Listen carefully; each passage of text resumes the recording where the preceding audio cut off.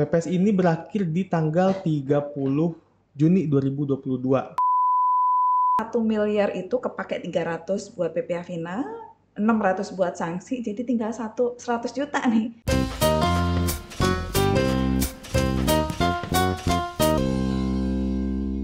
Oke, halo kawan pajak, kembali lagi di channel YouTube KPP Pratama Muara Bungo. Perkenalkan, nama saya Jufri Handoko, penyuluh pajak dari KPP Pratama Muara Bungo. Nah, kali ini saya tidak sendirian, saya bersama dengan Ibu Ani Triwayuni. Mungkin Ibu Ani bisa memperkenalkan diri terlebih dahulu.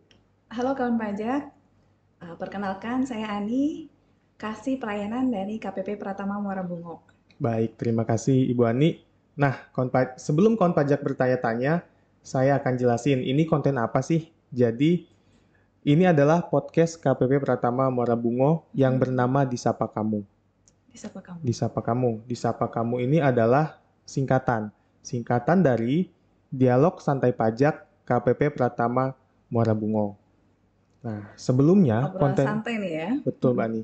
Sebelumnya konten ini sudah ada di Spotify, tapi sekarang kita coba untuk membawakan di YouTube supaya dapat menjangkau lebih banyak penggemar. Oke, siap.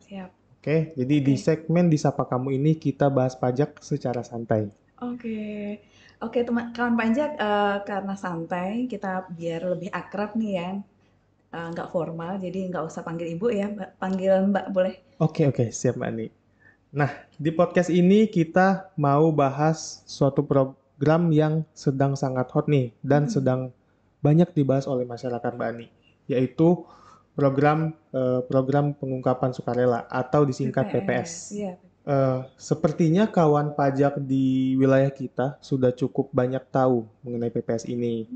Pertama, kita sudah mengadakan beberapa kali sosialisasi, kemudian kita juga banyak publikasi di tempat-tempat yang strategis. Kita pasang baliho, Mbak Ani. Contohnya nih, ada di Pasar Muara Bungo. Nah, ini di Pasar Muara Bungo, tepatnya di Jalan Lintas, yang kita harapkan seluruh warga Bungo nih bisa melihat ini. Ya, ini paling strategis di Muara Bungo nih ya. Iya, betul, Mbak Ani. Kemudian kita juga pasang di Pasar Rimbo Bujang. Nah, ini di sini wilayah Rimbo Bujang yang paling ramai lah. Kita juga udah pasang di Muara Tebo, kemudian di kantor-kantor pemerintahan, di bandara, juga ya. di tempat-tempat yang mudah dilihat orang lah. Jadi mungkin kita nggak terlalu detail mengenai PPS ini seperti apa, tapi kita langsung bahas 3 hal besar saja. Oke, apa itu? Yang pertama, keuntungan dari mengikuti PPS. Oke, manfaat. Iya, manfaatnya apa? Kemudian yang kedua, resiko jika wajib pajak nggak ikut PPS. Gitu ya. Yang kedua resikonya. Kemudian yang ketiga, kita akan bahas langkah-langkah apa yang akan ditempuh oleh Direktorat Jenderal Pajak setelah PPS ini berakhir. Setelah after post PPS gitu ya? Ya, betul. Setelah 30 Juni berarti. 30 Juni. Ngapain aja nih DJP Iya, nih? nanti ya? akan apa? Siap. Oke, kita langsung masuk ke topik pertama. Jadi Mbak Ani, kenapa sih wajib pajak sebaiknya ikut PPS? Sebenarnya banyak sekali nih manfaat yang akan diperoleh wajib pajak nih ketika mereka mengikuti PPS. Yang pertama, untuk wajib pajak yang dulu mengikuti tax amnesty, terus ikut yang kebijakan pertama, jadi lupa, kalau dulu pas ikut tax amnesty ada yang lupa nih, hartanya belum dilaporkan, kan dulu ada sanksi tuh 200%. Nah, dengan ikut yang kebijakan pertama ini, sanksinya akan dihilangkan. Jadi nggak ada ya sanksi nanti ya kawan pajak ya, untuk yang kebijakan pertama. Untuk kebijakan 2, jadi kebijakan 2 ini untuk tahun pajak 2016 sampai 2020 kawan pajak ya. Ini wajib pajak yang ikut kebijakan 2 di sini akan tidak akan diterbitkan surat ketetapan pajak untuk harta yang dilaporkan dalam PPS tadi. Jadi hartanya tadi tidak akan diutak-utik, tidak akan diterbitkan ketetapan pajak. Nah, untuk kebijakan 1 dan kebijakan 2 ini ada yang paling penting nih ya, datanya ini tidak akan digunakan untuk penyelidikan, penyidikan, maupun tindak pidana yang lain.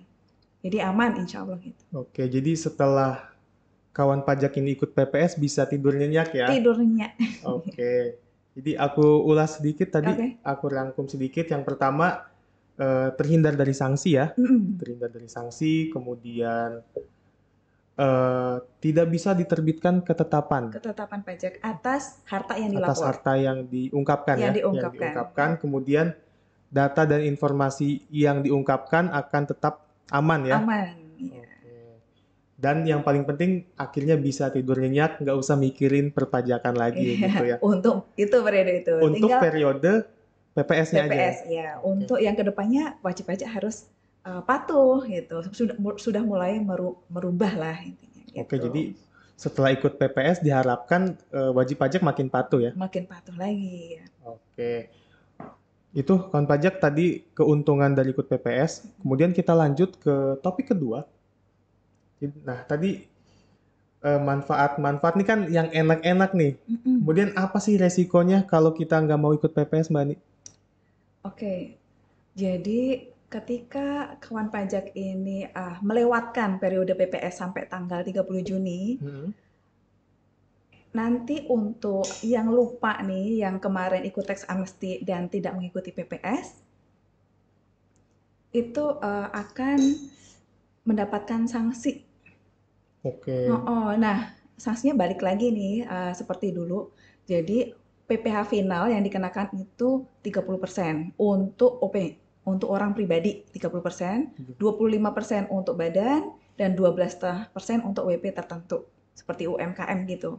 Nah, ini untuk contohnya nih ya, biar kawan pajak bisa membayangkan ya. Oke. Ketika wajib pajak dulu lupa memasukkan hartanya di periode tax amnesty dan tidak ikut PPS di kebijakan 1. Nah, yang pertama pajak final yang dikenakan itu 30%. Jadi 1 miliar kalikan 30%, 300 juta. 300 juta. Yang kedua, sanksinya 200% dari 300 juta. Jadi 600 juta. Jadi 1 miliar itu kepake 300 buat PPh final, 600 buat sanksi, jadi tinggal 100 juta nih. Jadi sebaiknya kawan pajak mengikuti lah program PPS ini karena tarifnya jauh ya dibandingkan dengan sanksi yang akan didapat untuk yang tadi itu yang 1 ya. Periode 1. Yang periode kedua itu yang bagian kebijakan 2, ketika wajib pajak tidak melaporkan hartanya yang belum dilapor nih di SPT-nya di tahun 2016 sampai 2020, ini akan dikenakan PPh final 30% dan sanksinya sesuai dengan Undang-Undang KUP. Seperti itu. Oke. Resikonya lumayan ya.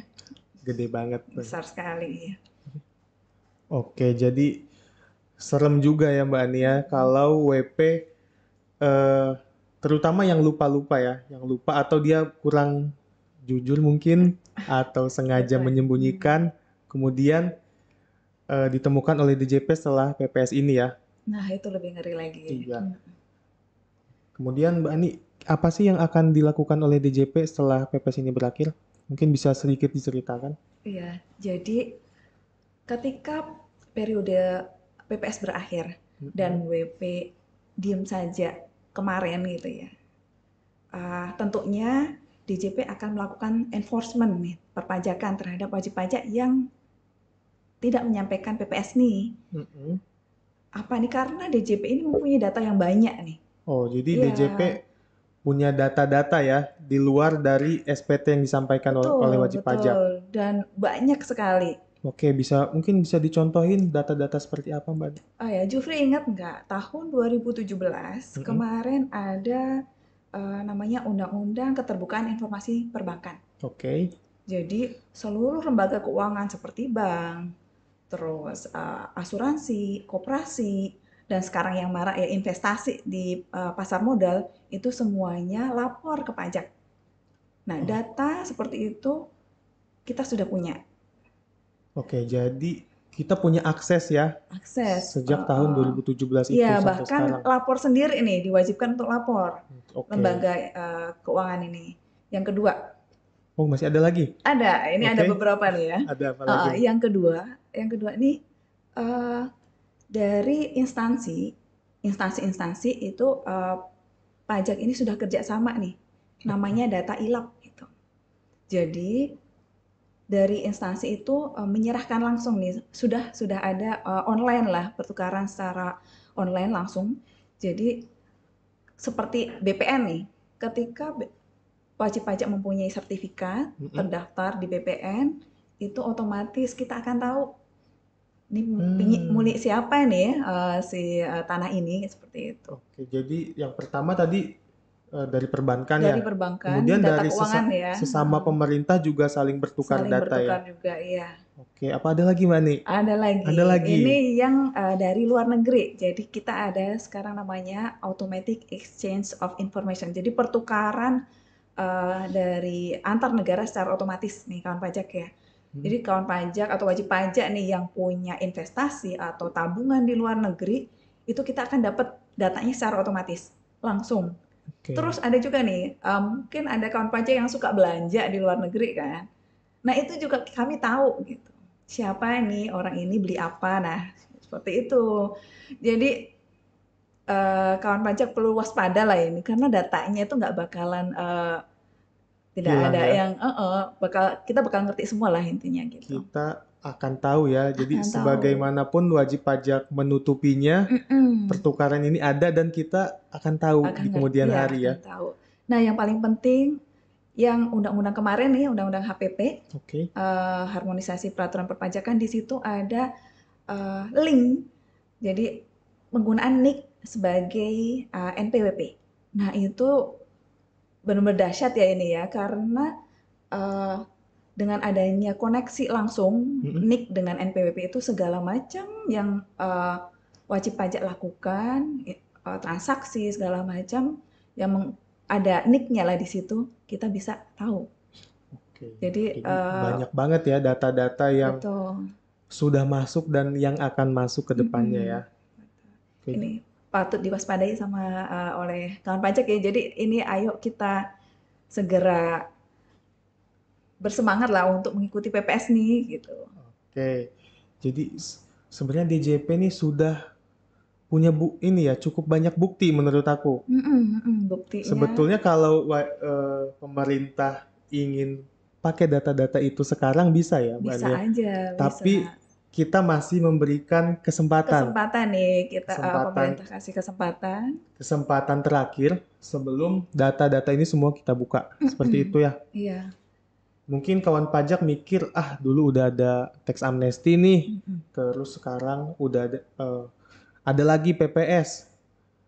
Kita nggak tahu nih ya, Mbak Ani ya, di masa depan apakah ada program seperti ini. Aku rasa sih mungkin nggak ada. Ya, jadi gini aja nih, mungkin kawan pajak bisa compare ya. Dulu tax amnesty tarifnya rendah sekali, 2, 3, 4 gitu ya. Sedangkan sekarang sudah mulai dari 6 sampai 18 ya, sampai 18%. Jadi naiknya udah tinggi sekali. Dan ini jika dibandingkan dengan tarif yang tadi sanksinya 30% lumayan rendah gitu. Jadi menurut saya sebaiknya kawan pajak cepat-cepat saja ikut yang ini aja gitu, karena belum tentu, pertama belum tentu ada. Yang kedua, kalaupun ada nggak tahu kita tarifnya akan berapa gitu. Oke. Jadi mungkin ada yang berpikiran tarif PPS ini mahal nih, Mbak Ani. Nah, jangan langsung menilai mahal dulu, karena jika dibandingkan dengan benefit yang kita dapatkan, malah ini murah ya. Iya, dibandingkan resiko tadi ya, resikonya juga ngeri lah itu. Oke. Aku ingin ngingatin lagi ke kawan pajak nih, untuk ikut PPS, kita bisa akses PPS melalui DJP Online. Nah, untuk tutorialnya sudah ada di deskripsi kami. Tapi kalau kawan pajak masih kesulitan nih untuk submit SPPH untuk ikut PPS, kawan pajak bisa datang ke KPP Pratama Muara Bungo. Pintu kami terbuka ya, buat kawan pajak semuanya ya. Bukan hanya di Bungo sih, kami juga buka layanan di KP2KP Muara Tebo dan KP2KP Limbo Bujang, serta kita ada nih beberapa kali pojok pajak. Ya. Nanti kawan pajak bisa samperin kami siap membantu. Nah, jangan lupa dan jangan ditunda-tunda lagi, karena PPS ini akan segera berakhir, Mbak Ani. Yes. Oke, PPS ini berakhir di tanggal 30 Juni 2022. Nah, saat podcast ini diambil, tinggal tersisa 4 minggu lagi kurang lebih ya. Tinggal sebentar lagi, ayo secepatnya gitu ya kan pajak ya. Oke.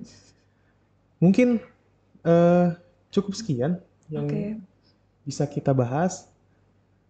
Aku ingin ingatin kembali ke kawan pajak, segera dimanfaatkan karena kesempatan ini belum tentu akan datang 2 kali. Oke, cukup sekian dialog kita hari ini. Terima kasih Mbak Ani yang telah hadir dan menyempatkan waktu untuk berdiskusi serta mengedukasi kita semua. Sama-sama Jufri, saya bahagia juga bisa hadir sebagai tamu ya di sini ya.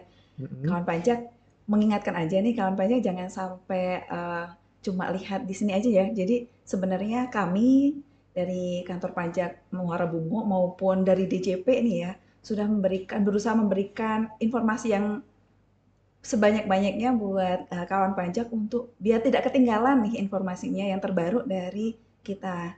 Jadi stay tune ya. Silakan. Oke. Mungkin kawan pajak jika masih ada yang ingin ditanyakan, bisa menghubungi kami melalui hotline PPS yang tersedia di deskripsi. Atau bisa juga langsung komen di video ini. Nah, cukup sekian. Sampai jumpa di Disapa Kamu episode berikutnya. Siapa tahu kamu yang selanjutnya ada di sini.